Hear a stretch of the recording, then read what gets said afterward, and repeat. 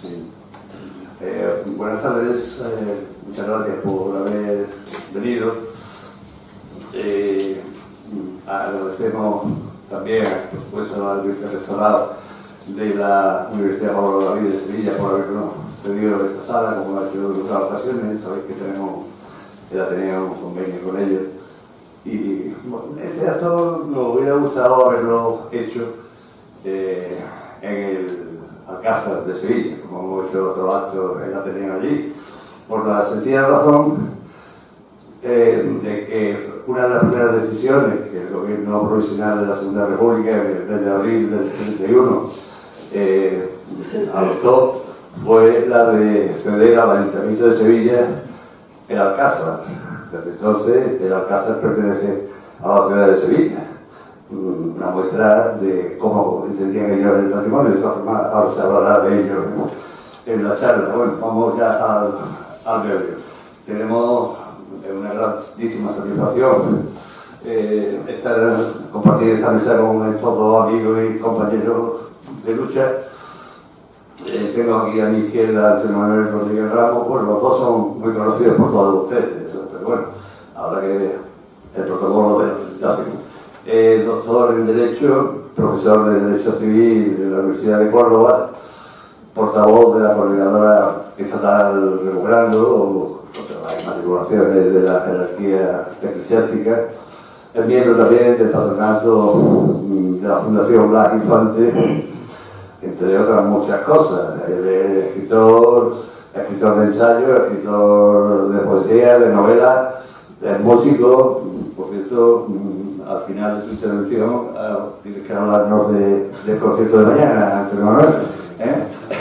Y bueno, yo una satisfacción grande porque me habéis escuchado a veces dirigirme a él como hermano, como si fuera mi hermano. Y algunos me han preguntado, yo no sé que fuera mi hermano. Es que resulta que mi madre siente una admiración muy grande hacia él. Se ha visto todos sus vídeos, se ha leído todos los libros suyos que yo tengo, ya se lo ha leído. En fin, mi madre, como él, mi madre era amiga de Luisa Fernández, Luis Infante, la hija mayor de Blas Infante, hasta que murió. Y, en fin, que lo quiere casi tanto como a mí, entonces puede casar, pues, hermano. Lo quiere más. Pues cuando quiera, Antonio Manuel. Muchas gracias. Para mí es un honor ser hermano de Miguel y también ser hermano y hermana vuestra, porque además soy ateneísta y lo llevo siendo toda mi vida, desde pequeño. Me he criado en un Ateneo. Tuve la inmensa fortuna de ser el que impulsó la Federación de los Ateneos de Andalucía y llegué a presidirla. Ahora soy vicepresidente y entiendo el ateneísmo como un ejercicio de la cultura, de la libertad, de la independencia, ¿no? Cultura, libertad e independencia son los tres pilares del ateneísmo, y si encima es un Ateneo republicano y de Andalucía, pues tiene los dos adjetivos que ya lo hacen perfecto, ¿no? Como si fueran las columnas de Hércules en el escudo de Andalucía, ¿no? Yo, si me permite, lo que voy a intentar hacer con esta tarde es simplemente reflexionar en voz alta. No tengo, digamos, un discurso preparado, sino más bien me gustaría compartir lo que vaya surgiendo sobre la marcha, partiendo de una premisa. Veréis, el 27 de febrero de 1946, Francia cerró las fronteras con España. ¿Por qué cerró la frontera Francia con España el 27 de febrero de 1946? Fue consecuencia de las movilizaciones por todo el Estado francés contra el Estado español a raíz del fusilamiento de Cristino García Granda. Cristino García Granda fue un miliciano comunista que luchó en la Guerra Civil, después luchó en la Segunda Guerra Mundial, perteneció al grupo de brigadistas que liberó la cárcel de Nimes, que venció en la batalla de la Madeleine, que coincidió en el mismo día de la liberación de París por la 9, ¿no? Es decir, un héroe nacional en Francia, que cuando viene a España en la clandestinidad con la idea de poder restaurar la legitimidad democrática, pues es detenido por el régimen y es exterminado por el régimen Y la consecuencia de eso fue manifestaciones multitudinarias en Francia pidiendo que se cerraran las fronteras y que se rompieran las relaciones internacionales con España. Llegó a decir incluso el ministro francés que se corría riesgo la democracia en Europa por un régimen autoritario y dictatorial como el franquista. Una obviedad, pero lo dijo en ese momento. Bueno, pues la respuesta de España al cierre de la frontera francesa el 27 de febrero de 1946 fue la publicación en el BOE de la norma que ha permitido el mayor expolio de nuestra historia por la jerarquía católica. Ese mismo día en el que Francia cierra la frontera a España, España utiliza una norma confesional para permitir a la jerarquía católica que pueda inscribir bienes como si fuese una administración pública y permitiendo que sean sus obispos y sus diocesanos quienes lo hagan con el mismo rango de un funcionario público. ¿Por qué he dicho esto y por qué arranco así? Para dejar más que evidente que la norma que supuso un cambio en la consideración del patrimonio público, especialmente el eclesiástico en España, es franquista. No solo porque sucedió durante el franquismo, es que es eminentemente franquista. Es que sucedió el mismo día que un Estado cierra la frontera porque este Estado había fusilado a un héroe nacional francés que había luchado por la democracia. Cuando determinados juristas afines a la jerarquía católica intentan mantener la legalidad y la legitimidad de esa norma con fundamentos técnicos, que no hay ningún fundamento técnico. Hay que ser muy ciego y muy sectario, muy fundamentalista, para negar que la confusión de Iglesia y Estado en esa norma es más que evidente. Iglesia y Estado son la misma cosa en ese artículo, el 206 de la ley hipotecaria. Que, como digo, fue el primer golpe que asesta el Estado español, lo que voy a decir puede que sorprenda, en la calificación de los bienes de la Iglesia. Porque hasta entonces, por una razón o por otra, los bienes de la Iglesia habían sido bienes del Estado. Siempre. Repito, siempre. Siempre. Decía Alcalá Galiano, creo recordar, que sobre 1835 o algo así más o menos, decía, como buen liberal, decía: yo voy a dejar mi vida, mi empeño en construir una nación para España, porque España no es una nación y no ha existido nunca. Eso lo dice en el siglo XIX, en el 1835. En realidad, ¿qué es lo que está intentando decir Alcalá Galiano en esa frase? Lo que está intentando decir es que, a diferencia del concepto de nación que surge en la Revolución Francesa, ya sabéis que el concepto nación tiene una raíz etimológica hermosa, viene del verbo nacer. La nación es cuando un pueblo nace. Y en Francia el pueblo nace y se postula políticamente contra el antiguo régimen. Es decir, nace para decir que el poder ni emana de Dios ni emana de la sangre. Se enfrenta a la nobleza, se enfrenta a la monarquía, se enfrenta a la Iglesia, y a raíz de ese enfrentamiento surge la nación francesa con todos sus defectos. Porque en ese concepto de nación, donde se supone que tiene que estar el pueblo, todo el pueblo no estaba. En ese pueblo pues faltaban los más humildes, faltaban los más vulnerables, faltaban los tullidos, faltaban los enfermos, faltaban los ancianos, faltaban las mujeres, faltaban fundamentalmente el pueblo. Era un pueblo sin el pueblo. Por eso el concepto de nación ya nace enfermo. Pero claro, en España, ¿cómo surge el concepto de nación? Porque el concepto de nación surge a partir de la Constitución de 1812. Y fijaros que surge para enfrentarse a quienes habían constituido el concepto de nación. Los franceses, ya sabéis, llegan, Napoleón, y en 1808, con la carta otorgada de Bayona, con el Estatuto de Bayona, lo primero que hace es separar la Iglesia del Estado. Y la otra gran medida es decir que los reyes no tienen patrimonio. Es decir, lo que trae es el espíritu de la Revolución Francesa y lo trae España en 1808. ¿La respuesta cuál es? Fijaros qué interesante. La respuesta es que la Iglesia, que acaba de ser privada de la consideración del titular de sus bienes, que hasta entonces no lo había sido, voy a intentar explicar por qué.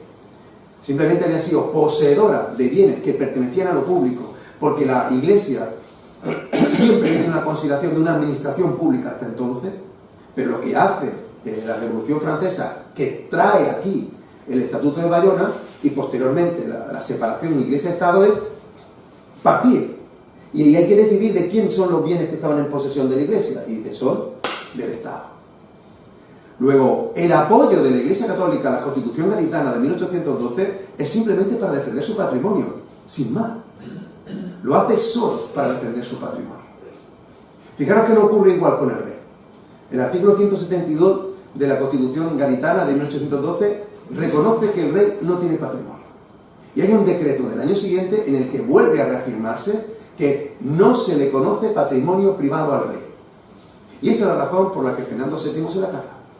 Fernando VII se carga la Constitución de 1812 porque su única patria era su patrimonio. Y igual ocurre con la Iglesia, que por una forma puramente interesada apoya el constitucionalismo gaditano simplemente para recuperar su patrimonio, nada más. Luego, fijaros que he puesto la aguja del compás ahí, o sea, he empezado en el 1808, pero para hacer el siguiente juego, ¿no? En esa fecha, cuando se separa la Iglesia del Estado, el patrimonio de la Iglesia pertenece al Estado. Luego, antes de 1808, el patrimonio de la Iglesia era Estado. Un Estado confesional, pero era Estado. Es tan verdad lo que estoy diciendo que creo que Castelar, cuando se fuerza el exilio de Isabel II, Isabel II llega a decir: yo dono todo mi patrimonio y me reservo un 25%. Y entonces Castelar le dice: tú no puedes donar lo que no es tuyo. Exactamente igual, con esa misma lógica, tenemos que entender las primeras desamortizaciones. Las primeras desamortizaciones, que fueron declaradas incluso contrarias a la tesis católica, a la doctrina católica, la Inquisición lo incluyó en los libros prohibidos, tanto a Campomanes como a Jovellano. Fijaros qué interesante,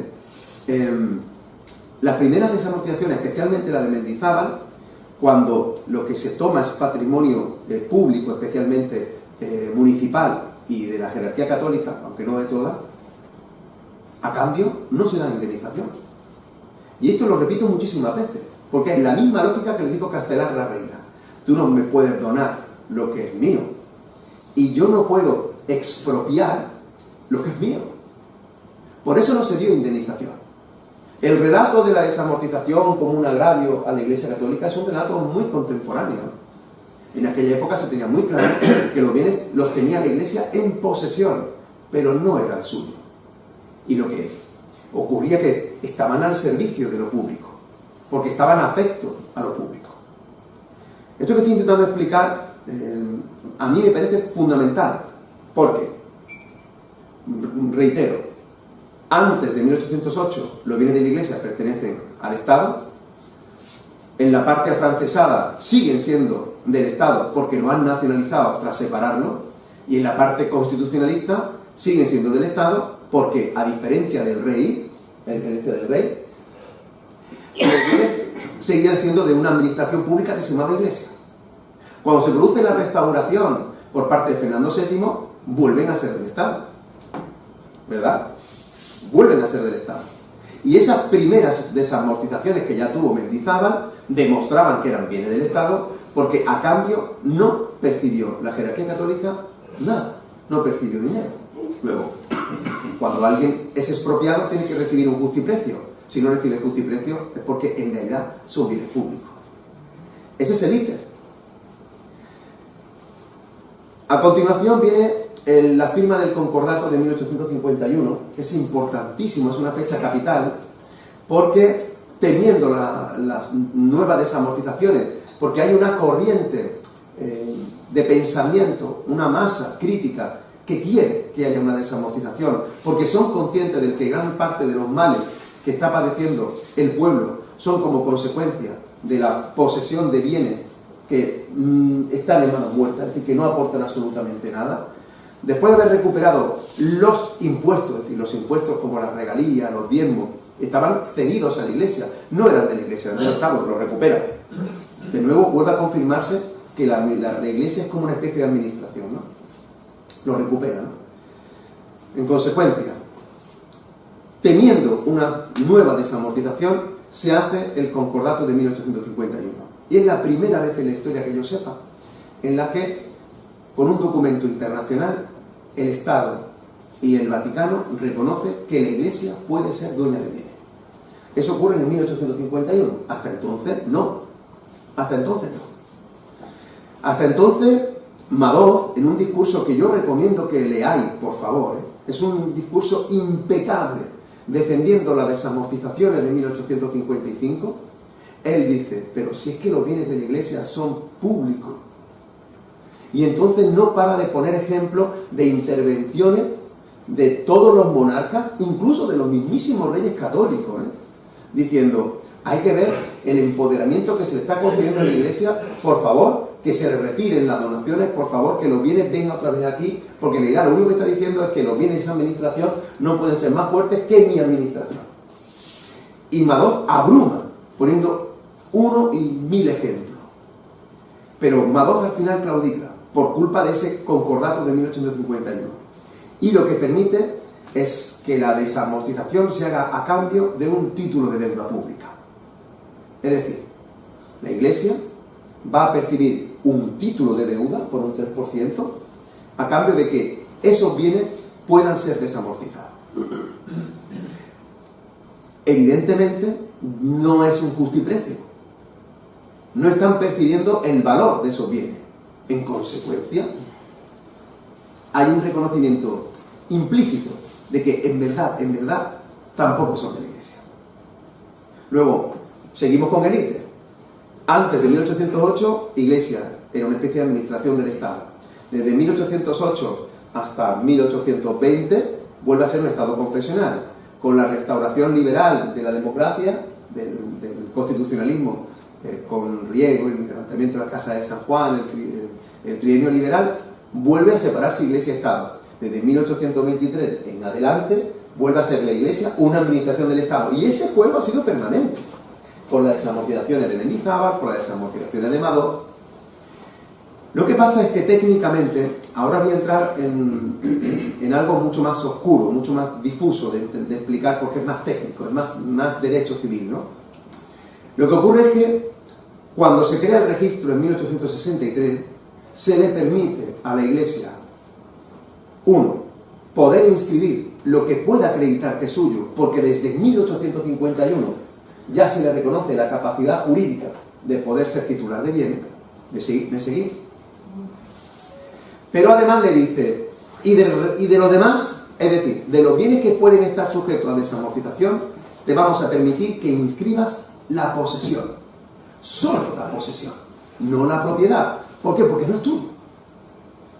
Vamos a registrar que tú lo posees, pero no que tú eres el dueño. Repito, ¿por qué? Porque nunca has sido el dueño.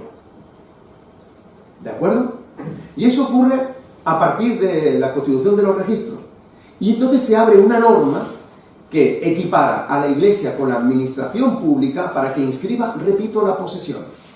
Y se hace algo realmente increíble, y es ceder la facultad a la propia jerarquía católica de que sea ella la que determine cuáles son los bienes que no son desamortizables.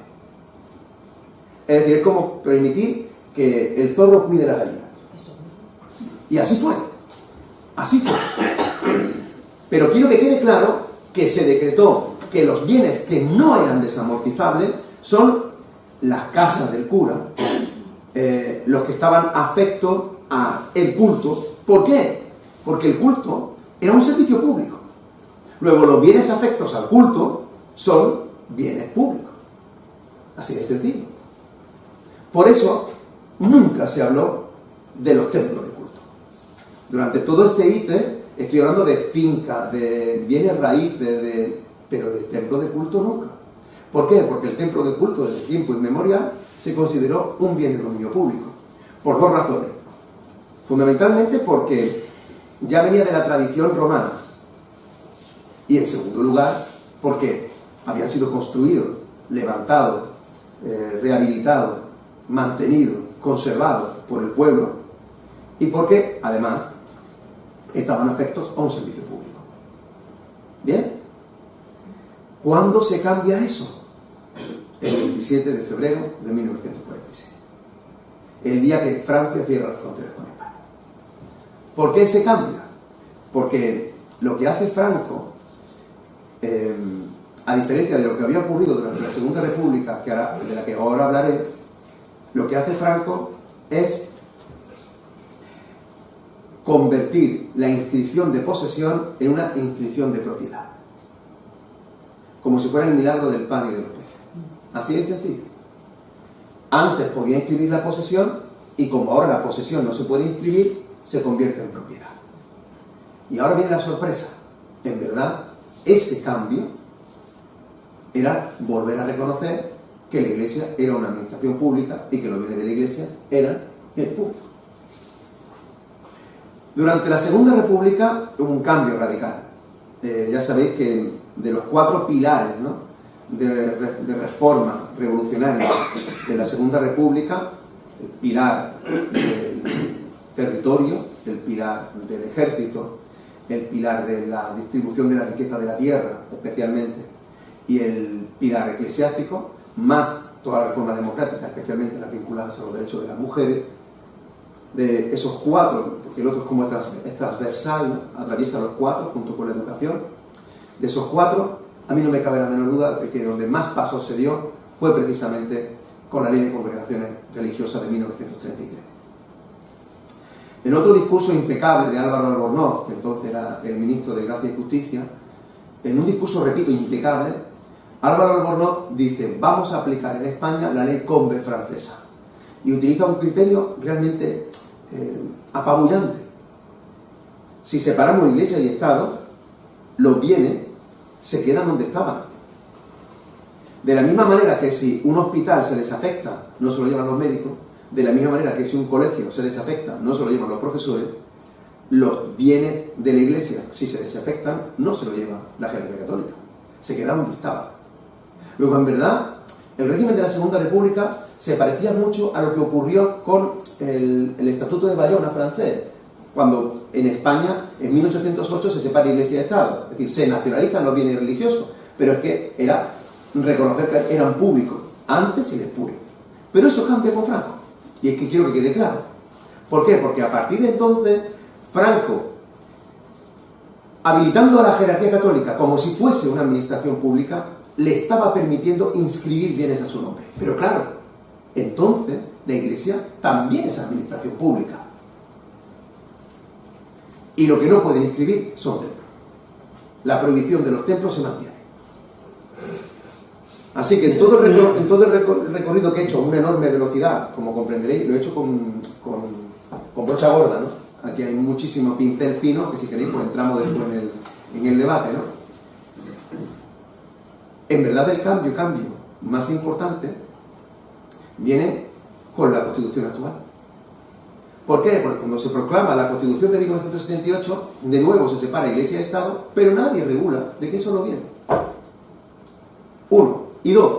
Nadie declara nula por inconstitucional sobreleída esa norma que permitía a la Iglesia actuar como si fuera una administración pública. Es decir, Franco, permitiendo que la Iglesia actuase como una administración y permitiendo que inmatriculase e inscribiese bienes a su nombre de los que antes solamente podía tener la posesión, en realidad no había cambiado el régimen de lo que la Iglesia era respecto del Estado. Es decir, no habían dejado de ser hermanas siamesas cosidos por el bolsillo, o como si fueran matriusca, una muñeca rusa, una dentro de otra. Pero cuando llega la Constitución de 1978, ni deshace lo mal hecho, ni hace lo que tenía que haber hecho. No deshace lo mal hecho porque no declara inconstitucional esa norma, 1, y luego 2, no dicta una ley de patrimonio, como sí ocurrió con la Ley de Congregaciones Religiosas, para decir en qué caso un bien de naturaleza eclesiástica debería pertenecer al dominio público, respetando que la jerarquía católica, repito, desde 1851 podía ser titular de bienes privados, siempre que acredite que son suyos. Pero si no lo acredita, son bienes públicos. Así de sencillo. En realidad, ¿quién no lo hizo? La Constitución de 1978 es una anomalía histórica. Y es algo que no ha ocurrido ni en el siglo XIV, ni en el siglo XV, ni en el XVI, ni en el XVII, ni en el XVIII, ni en el XIX. Pasó en las postrimerías del siglo XX. Para mí, me parece un hecho de una extraordinaria importancia. ¿Qué hace la Iglesia? Pues la Iglesia sigue inmatriculando con la norma franquista, porque nadie la declaró inconstitucional. ¿Hacía falta que alguien lo hiciera? No. Y eso es importante que todos lo sepan. Yo sé que esto lo hemos repetido hasta la náusea, pero no quedan menos, ¿no? Que yo creo que está bien que lo vuelva a repetir, ¿no? Cuando una norma vulnera flagrantemente la Constitución española, porque es previa a la Constitución, la disposición derogatoria de nuestra Constitución española dice que es nula y que está derogada, sin más. Yo suelo poner ejemplos muy burdos para que todo el mundo lo entienda. Imaginad que una mujer va a matricularse en una carrera y ahora llega el secretario o la secretaria de la facultad y le dice que no puede porque tiene que acreditar el permiso del marido. Imaginad que esa norma no se hubiera derogado formalmente. Bueno, aunque no se hubiera derogado formalmente, la norma que pide el permiso del marido para que una mujer pueda inscribirse en la facultad de lo que sea es inconstitucional. La inconstitucionalidad sobrevenida lo que significa es que la norma es nula, que la norma está muerta, como mínimo desde la entrada en vigor de la Constitución española. La Constitución española está ahí y entonces es culpa de los poderes públicos el no haberla derogada formalmente. Empezando por los registradores. Los registradores lo primero que tienen que hacer cuando te presentan un título, lo primero es hacer una calificación del título. Esto muchas veces se nos olvida. El registrador tiene que calificar el título en lo material y en lo formal. Tiene que ver si el documento que le presentan es un documento válido y tiene que ver si lo que contiene el documento es conforme a derecho. Eso lo hizo el registrador, lo hicieron los registradores a partir del 78, pues como regla no. La prueba es muy fuerte, donde tenemos datos, por ejemplo, en Euskadi, en Navarra, en menor medida en Aragón, sí en las Baleares, pero básicamente en Euskadi y en Navarra, especialmente en Euskadi, la mayoría de los templos de culto se inscribieron antes de 1998, antes de la reforma que violan ahora, la reforma de Aznar. ¿Eso qué significa? Que los registradores no calificaron los títulos. Y tenían que haber hecho una doble calificación. Primero material. Oye, perdón usted, estos son templos, no se puede inscribir, uno. Y luego dos. Disculpe, es que la norma en la que se ampara es una norma inconstitucional, porque está comparando la Iglesia Católica con una administración pública. Hay una sentencia del Constitucional de 1993 que declaró nula una norma de la antigua Ley de Arrendamientos Urbanos que equiparaba a la Iglesia con la administración pública para poder desahuciar al inquilino sin tener que acreditar la necesidad. La administración puede desahuciar, con la antigua Ley de Arrendamientos Urbanos, a un inquilino en su inmueble sin tener que acreditar que lo necesita. Y la Iglesia estaba equiparada. ¿Qué dijo el Tribunal Constitucional de 1993? Dijo, esa norma es inconstitucional. Por algo tan obvio, por algo tan notorio, tan palmario, como que la Iglesia es una administración pública, no. ¿Sus fedatarios públicos son funcionarios públicos? No, no lo son. Pues si los obispos no son funcionarios públicos y la Iglesia no es una administración pública, en consecuencia esa norma es inconstitucional. Sin embargo, no se pronunció nunca con respecto a ese artículo 206 que, como digo, se publicó el mismo día que Francia cerró las fronteras con España. No lo hizo. ¿Tuvo oportunidad? Sí, al menos dos veces. Una en 1996 y otra en el 2006. En 1996 no el Tribunal Constitucional, el Tribunal Supremo. En 1996 el Tribunal Supremo dijo, esa norma es inconstitucional. Pero como estoy hablando de otra cosa, no me pronuncio. Tal cual, fue así. Y en el 2006 volvió a pasar lo mismo y el Tribunal Supremo dijo, bueno, pero como tiene el mismo derecho que la administración, pues el primero que llegue gana. Y lo que hizo fue legitimar una carrera de pillo. Pero nadie la declaró inconstitucional. ¿Cuándo empezamos a enterarnos de lo que estaba pasando? Con el segundo cambio importante del régimen histórico de los bienes eclesiásticos, que fue con la reforma de Aznar de 1998. Demasiadas veces se suele decir que el escándalo de las inmatriculaciones es culpa de Aznar, y no es verdad. Hay que dejarlo muy claro, no es verdad. La culpa es de la normativa franquista que fue tolerada tras la Constitución española. Aznar lo que hizo fue permitir que los templos de culto pudieran acceder al registro.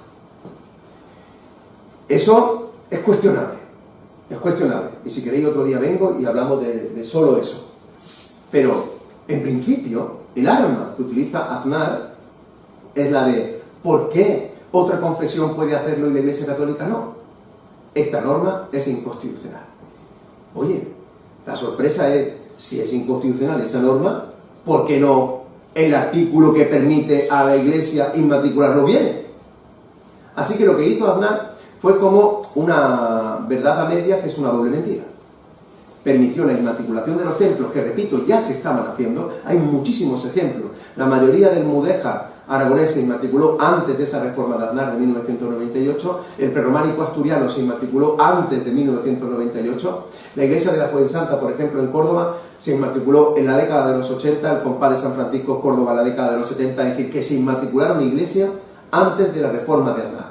Aznar lo que estaba haciendo era convalidar una práctica que la Iglesia estaba haciendo con el consentimiento cómplice de los registradores y con la indolencia por ignorancia, me temo, de la clase política y de la ciudadanía, que no tenemos ni idea de lo que estaba pasando.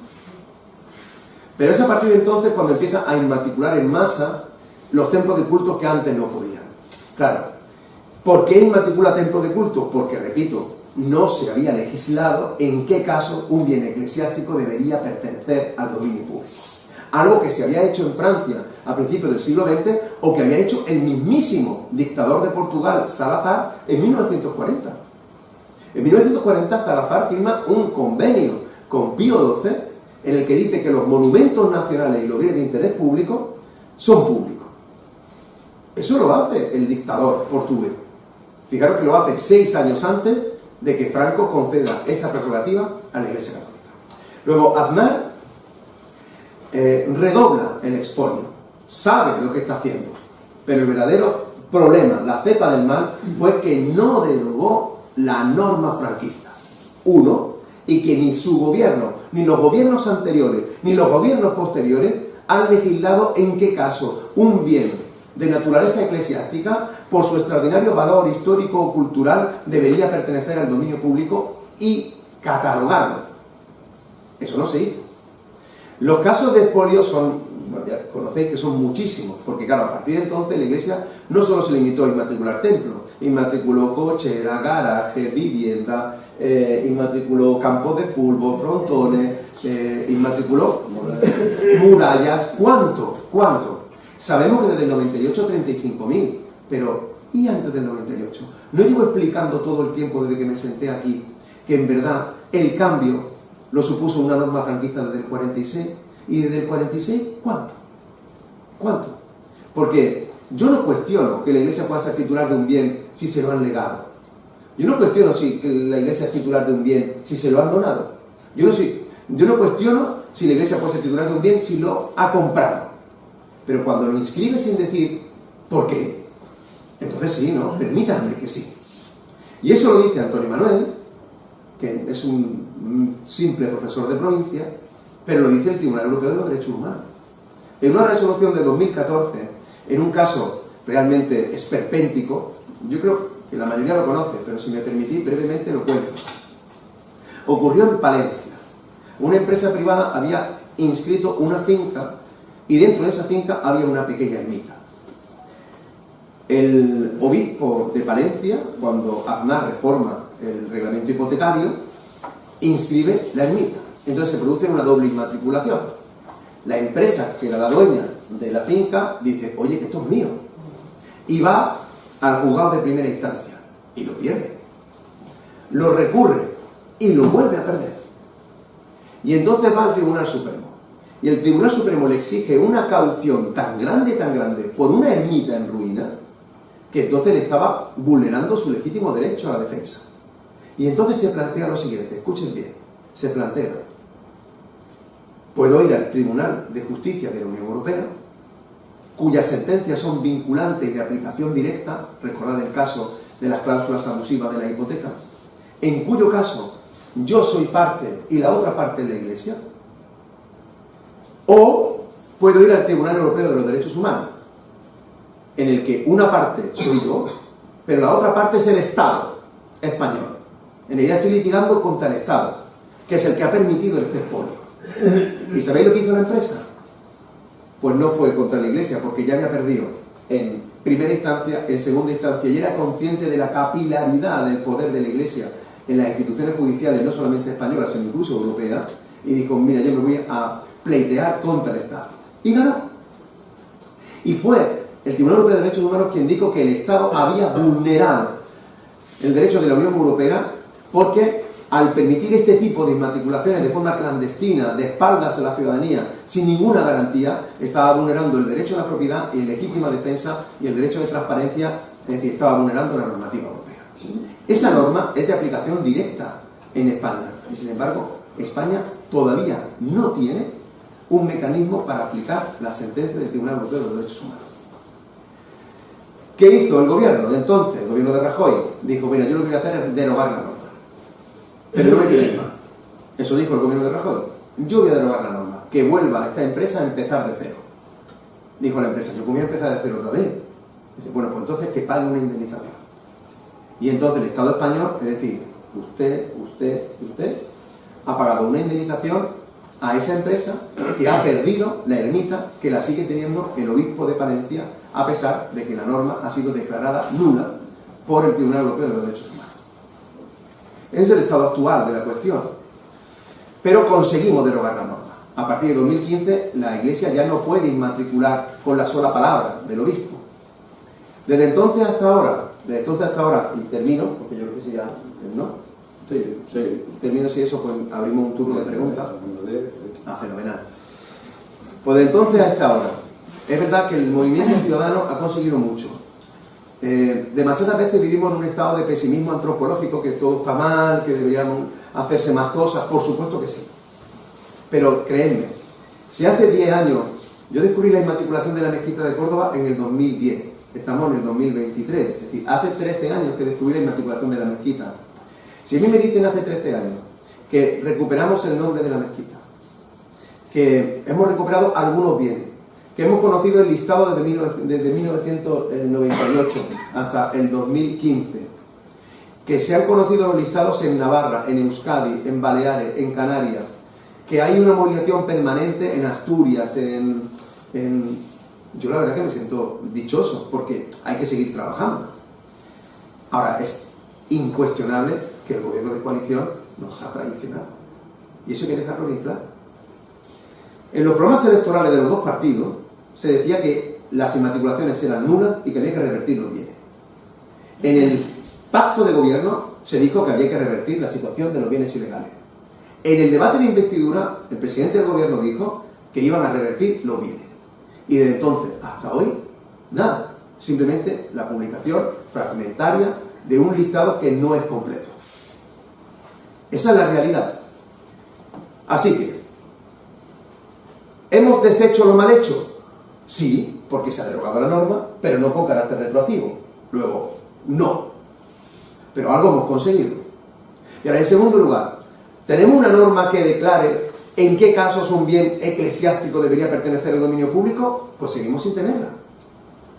Quiero que sepan que en 1985, cuando se redactó la Ley de Patrimonio Histórico del Estado, ya se dejó claro que la Iglesia poseía el 80% del patrimonio histórico. El 80%. Créanme, ya no lo poseen. Está escrito su nombre como si fuera una cochera. Ya no lo poseen. Y claro, la cuestión es preguntarnos, no de quién es, sino qué es. A mí muchas veces me preguntan, ¿de quién es la mezquita? ¿No? De Córdoba. Y yo mi respuesta inmediata es, no, ¿de quién es? No. ¿Qué es? Porque si la mezquita es un bien que no se puede enajenar, ¿se puede enajenar la mezquita de Córdoba? ¿Se puede vender? ¿El obispo en su delirio de grandeza podría vender la mezquita? No.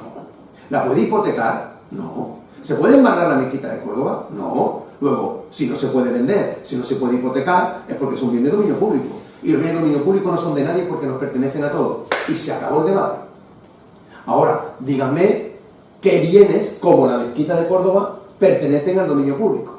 ¿Eso lo ha hecho no este gobierno, sino los gobiernos anteriores? No, nadie lo hizo. Lo más cerca que hemos estado de eso fue el anteproyecto que presentó Rodríguez Uribe para reformar la Ley de Patrimonio Histórico, que incluyó 2 artículos, de un valor, pero 2 artículos. Y con esto termino. Uno que decía: los bienes de interés cultural de la Iglesia no pueden salir fuera del ámbito de la Iglesia o del Estado. Esa norma, lo que estaba intentando decir es: esos bienes no se pueden tener. Tú con esos bienes no puedes especular. Pero a la vez estás diciendo que esos bienes de la Iglesia es como si la Iglesia fuera administración pública. Ojo, con lo que estás diciendo, ¿no? Y la segunda norma dijo: hay bienes que son patrimonio mundial, que son de especial protección y que merece que los rija un patronato, como ocurre por ejemplo con la Alhambra. Y en ese patronato tiene que estar, por supuesto, el Ministerio de Cultura. Saltaron a degüello algunas comunidades autónomas por invasión de competencia, pero en verdad, quienes saltaron a degüello son los que no se ven, los que negocian en las catacumbas. Ni del dominio público ni de la legalidad se puede negociar. Y la Iglesia no para de negociar con el gobierno.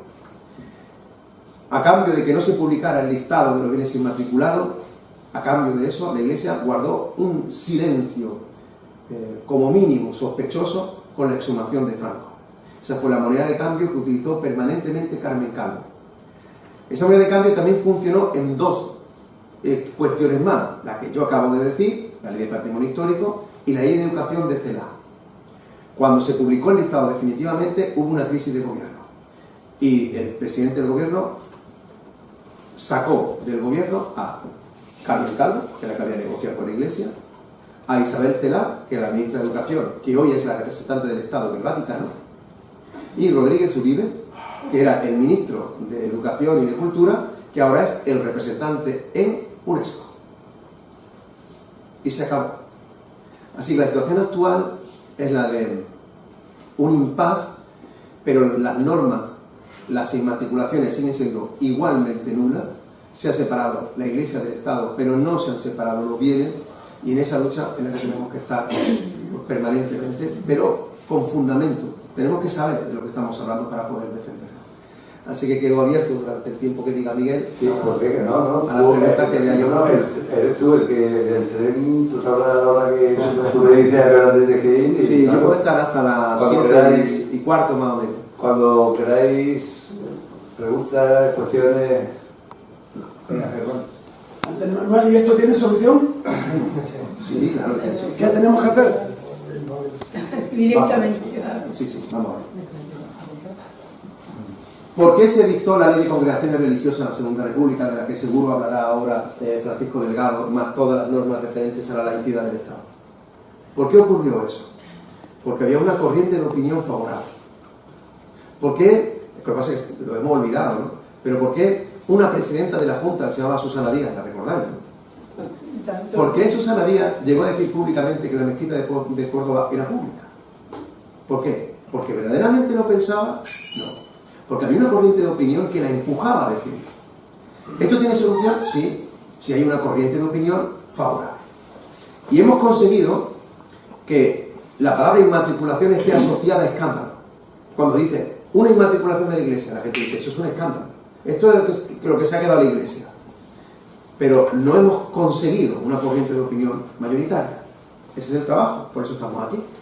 Entonces yo creo que el trabajo es formar a la ciudadanía para que tenga conciencia de que hemos sido privados de lo público. Eso por una parte. Y por otra parte, y lo digo con la mano en el corazón, tenemos que seguir trabajando con las mismas armas que trabajan ellos. Y nuestro enemigo no es la Iglesia, créanme que no. Estoy totalmente convencido. No. Nuestro enemigo verdaderamente es el propio Estado, que es el que tiene que tomar las decisiones, y no lo hace. ¿Por qué?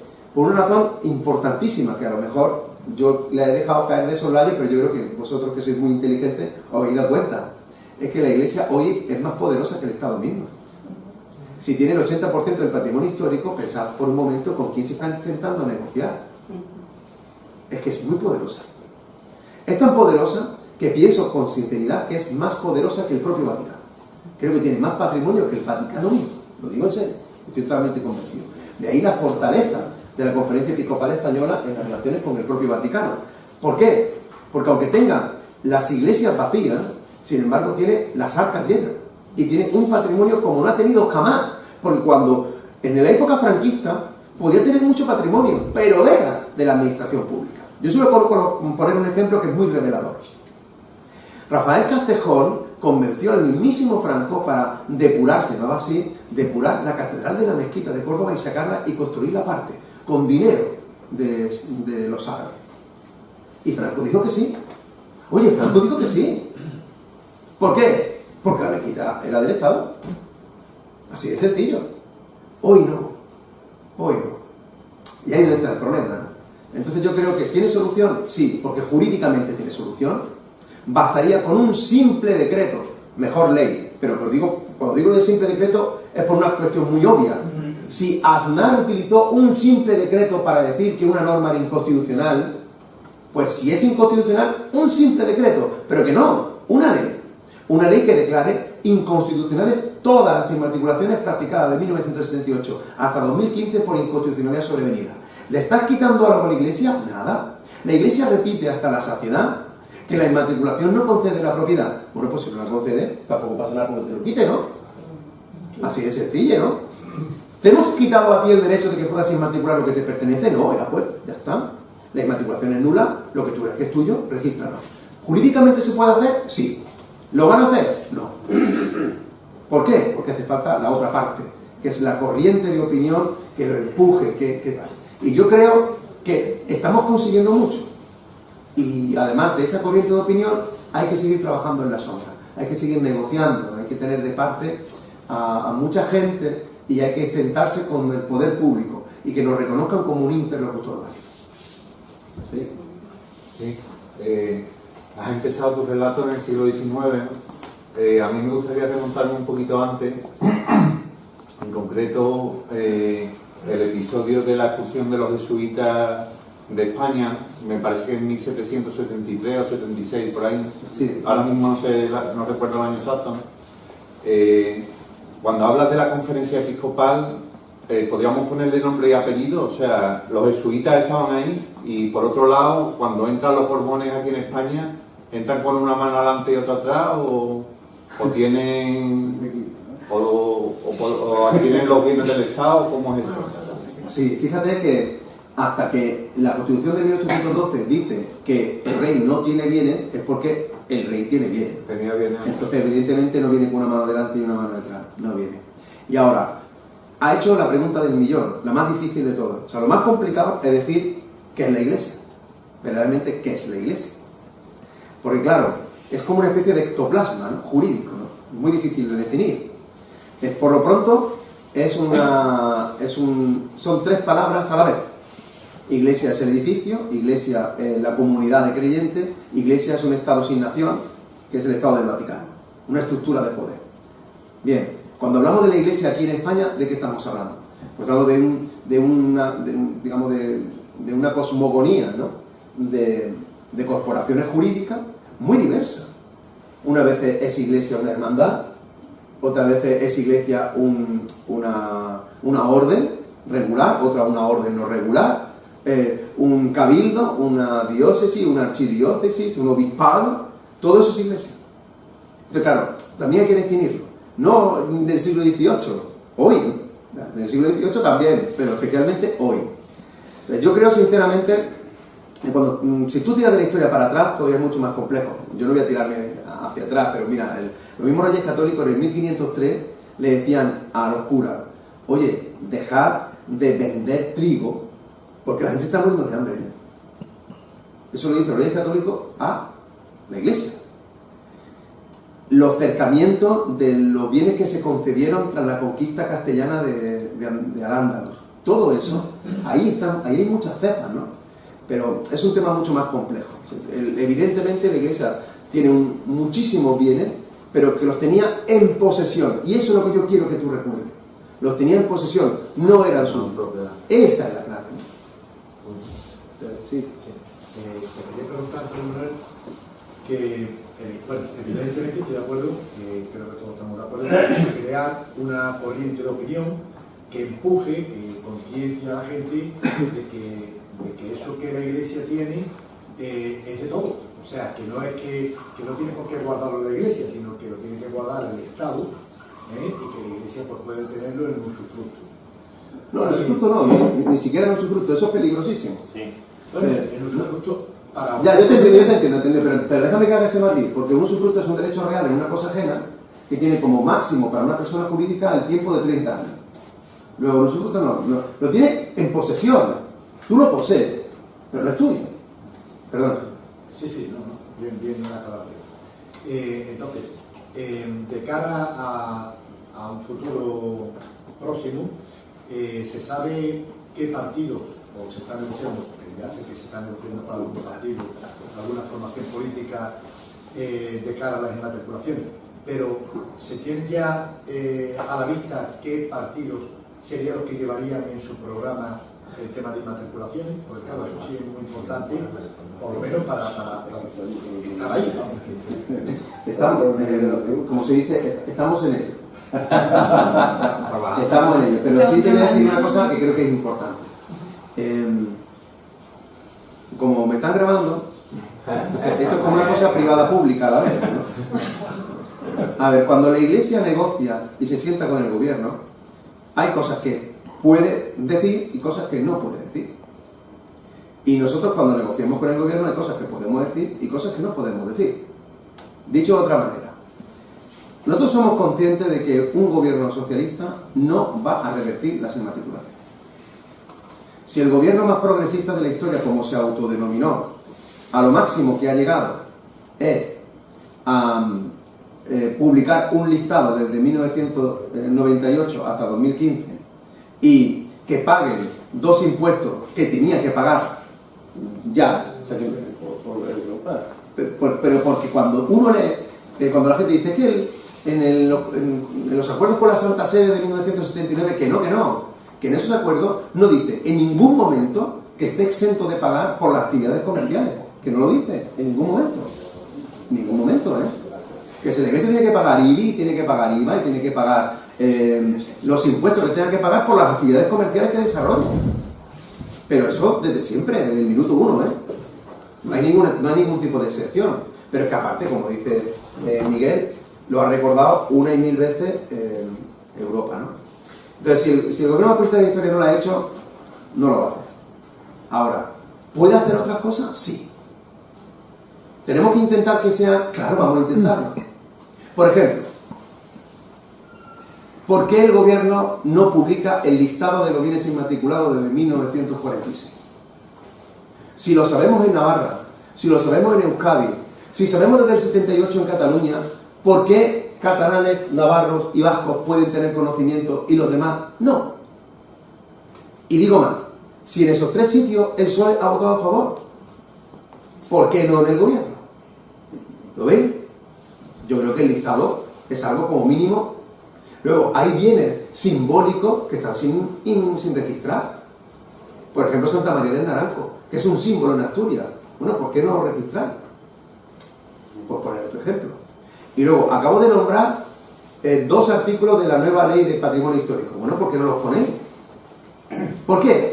Porque la gente en el fondo sabe que la Iglesia no va a vender la mezquita, que la Iglesia no va a vender la Catedral de Sevilla, que la gente no va a vender la Catedral de Burgos. ¿Por qué no la va a vender? Porque no puede venderla. Pero que lo ponga. ¿Lo puedes poner por escrito, por favor? Que lo ponga por escrito. Yo creo que eso se puede conseguir también. Y yo creo que también se puede conseguir que los bienes de patrimonio mundial, tipo la mezquita de Córdoba, estén regulados por un patronato. Yo creo que también se puede conseguir. Y yo creo que, igual que para la Iglesia los tiempos son eternos, nosotros tenemos que conseguir que nuestra causa sea eterna. Y sí, pero yo lo creo. Y lo digo firmemente. Pero cuando hemos estado aquí hablando, hemos recordado a Campomania, a Jovellano, podemos haber hablado de Flores Estrada y sus propuestas de desamortización. Hemos estado hablando de Castelar, de Álvarez Albornoz, de Madoz, de Mendizábal. Bueno, vamos a seguir trabajando, a ver si dentro de 2 siglos hable alguien de nosotros, ¿no? Bien. Sí, tú mismo, Ricardo. Venga, y luego va a hacer más. Bueno, muchas gracias por la enseñanza y por reafirmar algunas ideas que tiene uno en la cabeza y dándole, escuchándote, digo, ¿qué es verdad? El tema de la responsabilidad del Estado.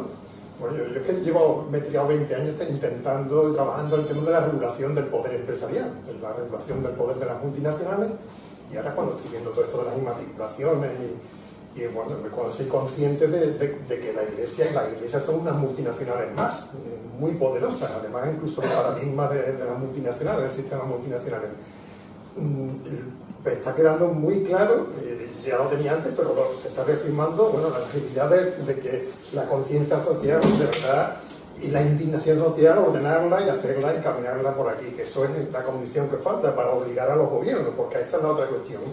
Me ha quedado bastante claro que es la responsabilidad de los estados, la que está incumpliendo en todo el tema de los expolios que estamos viviendo, la del agua en Doñana, hemos estado comentando la laguna de las Andas, lo de, bueno, las Mogas, todo, el tema del patrimonio, cañadas, todo lo que hay que se está expoliando continuamente, y efectivamente yo también la cuestión fiscal de las empresas, y es dejadez del Estado, o sea, dejadez porque tenemos ese Estado secuestrado, y efectivamente a lo mejor no queda más remedio que ir al Tribunal de Derechos Humanos Europeo y obligar a los Estados a que cumplan la regulación que no están haciendo. A Estados, que me refiero a todo el Estado, ayuntamientos, Estado central, autonomías, no están cumpliendo con sus obligaciones.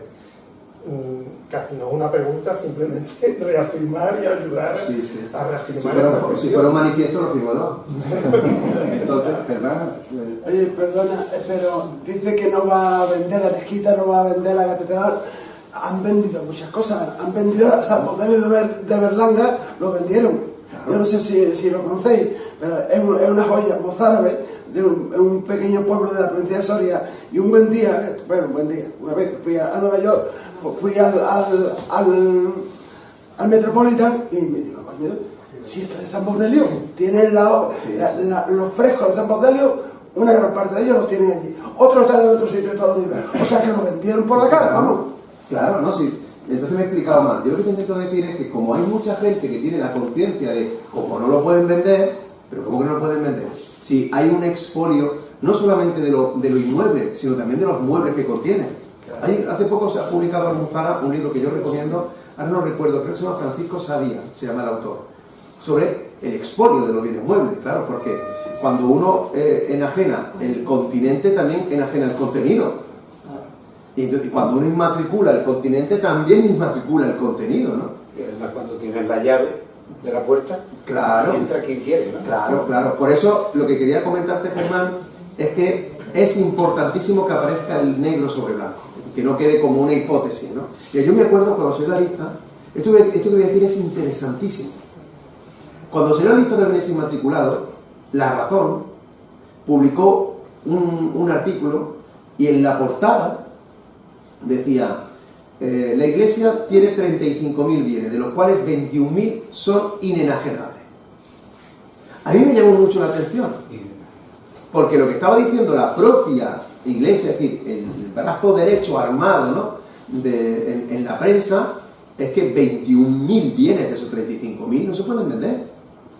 Y yo lo que digo es, si la Iglesia lo dice, ¿por qué no coge la administración y lo reconoce? Pero si está en la portada de La Razón. Sí lo ha dicho la propia Iglesia. ¿Lo ven? Pues claro, por supuesto que lo están vendiendo. Y lo están vendiendo y lo utilizan para montar hoteles. Claro, es muy peligroso. Esto es lo peligroso. Por ejemplo, en el 57 también se vendió, en el 57 no sé qué fue, una iglesia importantísima en Fuentidueña, que también está el ábside, está también en Nueva York. O sea que es que... Claro. Y además que no sabemos lo que puede pasar dentro de 100 años. Cuando uno, por ejemplo, yo conozco mucho mejor la historia de la mezquita que la historia de otros bienes, ¿no? Cuando tú analizas la historia de la mezquita de Córdoba y te das cuenta que a finales del siglo XIX, principio del XX, estaba en ruina, que lo rescata la administración pública, bueno, en esa fecha, si se ponen a vender, venden. O sea, no sabemos lo que va a pasar con un bien que hoy está en perfecto estado. Sí sabemos que la administración ha restaurado bienes con nuestro dinero que después la Iglesia ha inmatriculado. Y en Sevilla hay muchísimos casos, ¿no? Pero ¿qué pasa dentro de 100 años? Bueno, hace 100 años no podía hacer nada sobre el papel, porque no era suyo. Lo podría hacer ilegalmente, pero no podía hacerlo legalmente porque no era suyo. Pero es que ahora está en el registro a su nombre. Me quedan en realidad 10 minutillos. Primero pura. Me ha llamado mucho la atención, creo que hay que, desde el punto de vista didáctico, habría que insistir mucho en un concepto que yo entiendo que es de raíz jurídica, claro, que es la diferencia entre propiedad y posesión, y me ha llamado la atención porque es justamente la misma base sobre la que Blas Infante planteaba la reforma agraria, si no recuerdo mal. Entonces, ahí viene digamos que hay una filosofía del derecho que aúna y que da sentido a un determinado planteamiento que es mucho más amplio que lo del patrimonio y que en Andalucía además tiene una raíz más antigua, ¿no? Tienes toda la cultura. Lo comentara un poco. Pero ¿sabes lo que pasa? Que el fisiocratismo, por ejemplo, de Infante para la reforma agraria y el impuesto del valor de la tierra y todo eso, la separación de la titularidad de la tierra y quien lo posee, ¿no? Se hace sobre lo privado. Cuando lo hace de lo público tiene un matiz. Cuando antes le he dicho a Eduardo, bueno, perdona, en usufructo no. Ahora voy a decir algo que es como un paso más, pero un poco más complejo. No se puede poseer lo público. Técnicamente lo público no se posee. Porque si tú pudieras poseerlo, lo podrías adquirir con el paso del tiempo. La jugada obsesiva de la Iglesia es preguntar de quién es. ¿Por qué? Porque la pregunta ya se está dando por supuesto que el bien es privado. ¿De quién es tal cosa? Que tiene dueño. Que tiene dueño. Claro, por eso nosotros tenemos que rebatir y decir, no, ¿de quién es? No. ¿Qué es? Porque si es un bien de dominio público, es que ni lo puedes poseer. Sería una posesión tolerada, que se llama en derecho civil. Una posesión tolerada, pero que no es una posesión civil, que se llama. Es decir, con efectos civiles, para, por ejemplo, adquirirlo con el paso del tiempo. ¿Me entiendes? Yo me acuerdo que cuando salió el tema de la mezquita, realmente es muy revelador. Y cuando lo explique, lo vais a entender a la perfección. Cuando salió el tema de la mezquita, recuerdo que los primeros defensores de las posturas de la Iglesia decían, es que de la Iglesia porque se consagró en el 1236. Y claro, yo decía, perdone usted, la consagración no es una forma de adquirir el dominio. Mire usted en el Código Civil como la consagración no es. Vaya, me he equivocado. Y que no me he equivocado. Entonces lo he adquirido por usucapión, es decir, porque lo he poseído en el tiempo. Escuchad este detalle. Entonces es mío porque lo he adquirido por poseerlo en el tiempo. Y claro, yo le decía, claro, si tú dices que lo has adquirido por poseerlo en el tiempo, ¿por qué no era tuyo? O sea, nadie adquiere lo que es suyo. Adquieres por la posesión en el tiempo algo que no es tuyo. ¿Y antes de ti de quién es? Porque como me digas que era de la corona, entonces no lo puedes usucapir, porque no lo puedes poseer. Entonces volvieron a equivocarse, la segunda vez que corregían sus tesis. Estoy hablando de las tesis de los defensores de la Iglesia, ¿eh? Y dijeron, es que Fernando III me lo donó. Y ella se sacó de la manga, dice, pues es que me lo donó. Ah, muy bien, pues te lo donó. ¿Y el papel? Es que no tengo papel. Ah, no tienes papel. Pero ¿por qué dices me lo donó? Porque su obsesión es convertirlo en privado. ¿Me entiendes, pura? O sea, sus obsesiones son bienes privados. Como son bienes privados, ya pueden ser míos. Aunque la función social sea pública, yo pues tenga que abrirlos, pero que son míos, ¿no? Por eso nuestra tesis es, no, mira, perdona. Tú puedes tener bienes privados. ¿De verdad que eso es importante que lo digamos? Tú puedes ser titular de bienes privados, de verdad que sí. Pero hay bienes que no pueden ser tuyos. Y ahora resulta que eso no es una cuestión de la Iglesia. Tenemos que mirar la administración. Y decir, la administración, eres tú la que tienes que decir en qué caso, qué bienes de extraordinario valor histórico y cultural son públicos. Y te daba una pregunta, ¿verdad? Sí. Señor, muchas gracias por su intervención. También ha encendido una bombilla y voy a aprovechar que el Pisuerga pasa por Valladolid para que me aclare una cosa muy bien. En Triana, hace 110 años que los dominicos plantaron frente a la iglesia de San Jacinto, plantaron un fico que ha traído problemas y que hace unos años el señor alcalde, el señor Zoido, decidió donar a la iglesia el espacio que está justo delante de la fachada, ese compás.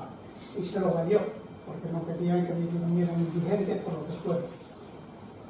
El hecho de que se le haya cedido a la Iglesia de los dominicos ese espacio con el ficus que ellos mismos plantaron hace 110 años, pues implica que la Iglesia es responsable de lo que acontece en ese espacio. Si se cae una rana, la responsable es la Iglesia. Y si no cuidan el árbol debidamente, por eso se le han caído más de una vez a una rama, pues el responsable sigue siendo la Iglesia, porque no cumple con la función que se supone que debería cumplir en ese espacio. Un bien de dominio público tiene que estar en condiciones de prestar ese servicio público. Si hay una rama que se cae, ya eso es cuestionable. Eso sería un argumento por sí solo suficiente para que revierta a la propiedad pública como espacio, como un parque. Si lo donó, habría que ver el título de donación. Por ejemplo, no sé si conocen el caso del Cerro de los Ángeles en Getafe. El Cerro de los Ángeles fue donado por el ayuntamiento antes de la Segunda República con una cláusula modal que se llama, es decir, te lo dono, pero tienes que construirme un mercado en Getafe. Si no, puedo revertir el dominio. No lo hicieron. Luego, el ayuntamiento de Getafe lo recuperó durante la Segunda República y después fue durante el franquismo que volvió a donárselo. En este caso hay una cláusula modal, es decir, ahí te lo dono, pero tú... Eso es lo primero que tenemos que mirar. Un jurista, lo primero que tiene que preguntarse es ¿dónde están los papeles? Te digo en serio, ¿dónde están los papeles? ¿Qué es lo que ponen los papeles? Vamos a suponer que hay una donación y no aparece nada en los papeles. Bien, hay algo que es fundamental, que quiero que en la lucha vuestra por el patio de los naranjos es la clave, es un elemento esencial. Y es, incluso reconociendo que es tuyo, un bien tiene que cumplir una función social. Incluso reconociendo que es tuyo. Que yo no lo reconozco, ¿me entendéis? Por ejemplo, en el caso del patio de los naranjos, que nosotros reconocemos que no es vuestro, pero incluso siendo vuestro, tiene que cumplir una función social. Uno no puede hacer lo que quiere en un bien porque sea suyo. Mañana no puede llegar el arzobispo de Sevilla y pintar la giralda de rosa porque dice que es suya. Es que no puede hacerlo. ¿Por qué? Porque la giralda tiene una protección patrimonial, porque es un bien de interés cultural, porque es monumento nacional. ¿Entendéis, no? Bueno, pues en ese caso lo que habría que ver es qué función social cumplía ese árbol o cumple ese árbol. ¿Ese árbol cumple una función social? Sí. ¿Por qué? Porque es identitaria del barrio. Porque es un símbolo de la ciudad, porque cobijaba de la sombra, porque tenía animales, porque todo lo que queráis, para que demostréis que cumplía una función social. Y si cumple una función social, entonces, por mucho que sea tuyo, aunque sea tuyo, ¿me entendéis? Aunque reconozcamos el dominio... Os voy a poner otro ejemplo que a mí me duele en el alma. O sea, lo que voy a decir ahora es como si me pegara una puñalada aquí en el corazón. Yo soy de Almodóvar del Río, que tiene un castillo fantástico, precioso, y es privado. Y fue inmatriculado en el 2006. ¿Vale? Es privado. Es de esta gente, de los que sean los dueños, que yo no voy a entrar en eso. ¿Vale? Pero toda la vida, la falda del castillo y la montaña que lo rodea ha sido de acceso público. Y eso ha sido del pueblo. Y el pueblo ha disfrutado y ha jugado allí, y allí se han hecho... El nombre de la falda son las parvas, porque allí se parveaba el grano. Bueno, pues ha cogido esta gente y lo ha cerrado. Y ha puesto un aparcamiento. Por supuesto con la complicidad de los poderes públicos. Bueno, es que eso puede ser tuyo, que no lo niego, que no lo niego, pero es que eso cumplía una función social. Es que allí se han besado los novios por primera vez, ahí paseaban las personas mayores, allí jugaba yo al fútbol. Ahora, ¿qué pasa? Que yo no puedo jugar porque tú lo has acercado porque es tuyo, que es tuyo, que digo que no. Pero el artículo 33 de la Constitución Española dice que el límite de la propiedad es la función social. Y ahora en el siglo XXI, que es lo que yo quería añadir, en el siglo XXI la función es ecosocial. No solamente social, sino también ecológica. Tú no puedes decir, como la dehesa es mía, voy a talar todas las encinas y voy a sembrar trigo. Como la dehesa es mía, voy a talar todas las encinas y voy a poner 2 campos de pádel. Mira, perdona, no puede. ¿Por qué? Porque es una dehesa. Y porque, sí, tú eres el dueño, pero eso cumple una función ecosocial. Pues a mí no me cabe la menor duda que, en ese caso, ese árbol cumplía una función ecosocial. Sin duda. Os tengo que dejar, os pido disculpas, de verdad. Ha sido un placer.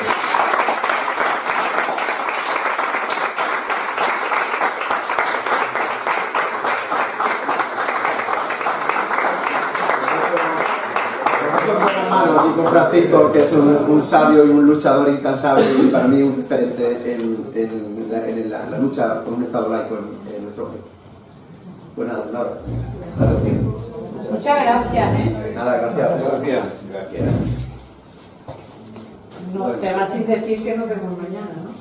Ah, bueno, pero que lo diga Miguel. Al final. Chao. Bueno, eso, ya sabéis. ¿Se oye? No, no se oye. Comer, no se oye. ¿Me dicen que no se oye? Bueno, me hubiera gustado que él hubiera publicitado su concierto, que como sabéis mañana a las 9 en el Teatro de la Obra. El grupo se llama Apados, que es flamenco, es un concierto flamenco. Guitarrista flamenco, cantador y demás. Y las letras del cantador son letras de José Manuel. Y bueno, pues habla de los desahucios, de las manipulaciones en estas letras, ¿no? De flamenca.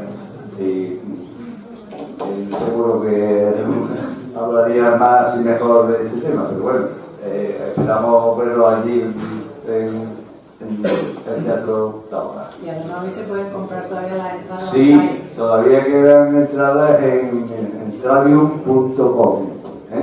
¿Alguien sabe el autobús que llega hasta allí? A la avenida de casa. Depende de dónde vaya. Sí, no, por ejemplo, de Ponce de León. Es que cada uno tiene unos intereses. Yo, como no tengo coche, que soy jubilado de coger transporte público, aquí tengo un problema para ir Calderón. Pero bueno, eso entra en Google y pones el dato y te lo dice. Sí, ¿Cómo llegar? Me refiero, tú pones en Google Maps. No, si lo hago siempre. Claro, Pero ahí vienen también los autobuses que llevan a los sitios. sí, Pues eso. pero la información directa no se debe decir. Yo es que no lo sé qué autobús va para allá. El 26. El 26, te dice el compañero. Desde Ponce de León. El 26 te deja prácticamente en el mismo polígono, prácticamente no en la avenida, del mismo polígono, vamos. Y sale desde el Ponce de León. No, el 26 sale de Prado, de San Sebastián. Ah, pues ya tengo toda la información. Pero hay que asegurarse de que haya ese autobús circule ese día, ¿eh? A lo mejor. Esa me pasó a mí. Bueno. preguntaré esa otra cuestión. Sí. Bueno, vamos con la